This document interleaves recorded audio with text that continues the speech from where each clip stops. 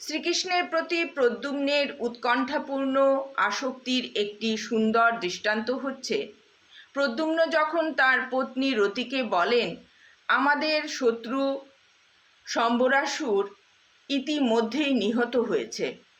এখন আমি আমার পিতৃদেব, যিনি আমার পরম গুরুদেব এবং যিনি পাঞ্চজন্য শঙ্খধারী, তাকে দেখবার জন্য অত্যন্ত আকুল হয়ে উঠেছি।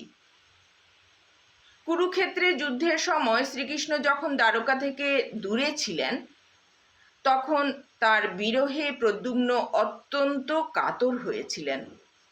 তিনি বলেন, আমার পিতা যেহেতু দ্বারকা ছেড়ে চলে গেছেন, তাই এখন আর আমার যুদ্ধবিদ্যা অনুশীলন করতে ভালো লাগে না, এমনকি কোনো খেলাধুলা করতেও ভালো লাগে না। সে সমস্ত বিষয়ে আলোচনা করেই বা কি লাভ?